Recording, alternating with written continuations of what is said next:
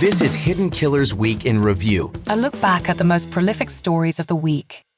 This is the Hidden Killers podcast with Tony Brueski. Featuring author, psychologist, and daily contributor, Siobhan Scott. There's all these things you look at and go, what is going on here? But in reality here, this is a small apartment. They apparently all shared one bedroom together. Yeah. That's where a lot of this abuse was coming from. That's what we've learned from the police affidavit, that's how they determined this was him, this was in this house, this was there. What are the odds that Jen Soto was completely clueless that her boyfriend was sexually abusing her daughter?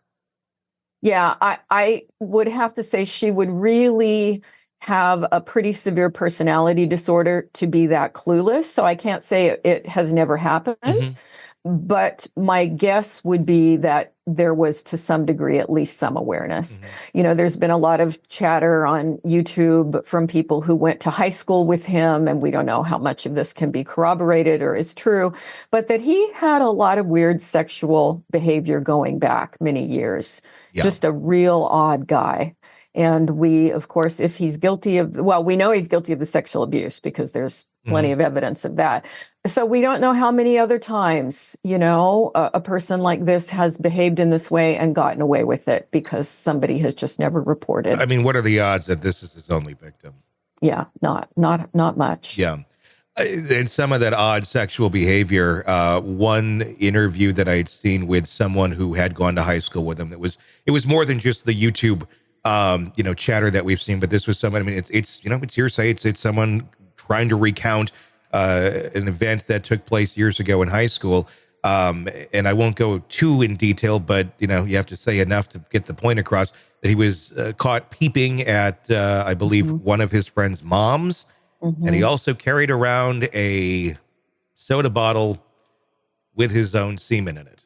And that's a bizarre sex offender behavior that most people, I don't think, realize that's commonly done. Is that a thing? But I mean, I guess that's why I'm going to ask you more than anyone else. A thing. As a psychotherapist. There was a weird case here in my city in the Pacific Northwest of a guy having cups of semen and going through a grocery store. He always went to the same Safeway. It happened to be the Safeway in my neighborhood. And he would throw it on women from behind. And, they caught him on film in the store and he had done it repeatedly. And so it is a weird sexual behavior, saving semen and doing strange things with it, which just, disgusting. I feel like I want to gag. Like literally. Yeah, that would be appropriate. I feel sick. Just this.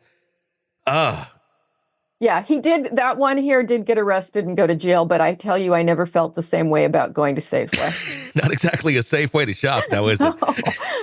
Safeway, we're now safer than ever. No more semen in aisle 7. Exactly. God. I'm assuming that this is indicative behavior of someone who was likely also abused. Or, I don't know, it's going to come out of nowhere for some people. It comes out of nowhere with some people. And again, there are so many factors that go into this. Sometimes you'll find a person with some kind of sexual abuse. Sometimes you'll find head injuries. Sometimes you'll find just this person was very poorly parented and got into a lot of weird, kinky pornography at a young age. So, it can be a lot of different factors that produce this kind of stuff. Yeah. Let's talk more about the deniable or the, plausible deniability or intentional deniability of a mom staying in this home. And let's assume that she does have some knowledge, at least as some clue, maybe not participating in the abuse, but is aware enough of it. Touch on that a little bit. I mean, what's going on with someone's mind that they would subject their daughter? I mean, I'm a dad to a little girl she's 11. I cannot contemplate, like, in any way, shape, or form, if knowing that someone is abusing her, especially someone in your own home, putting up with that or being like, oh, I'm going to pretend this isn't happening because I don't want to feel the ick of it, because I don't want to have to deal with the repercussions of this and have to go through that horrible mess that would certainly be. So I'm just going to let it keep going on. I'm going to let the abuse keep going and they can deal with it later. I mean, what the hell is that? Yeah, it's a grotesque failure, isn't it? It's just grotesque to imagine that. The times I've seen that kind of situation happen, as I say, sometimes it can be just a really malevolent person who doesn't care. I don't think that's the most common time. But more often, it's a woman with a very dependent personality disorder. And she will do just about anything to keep her man.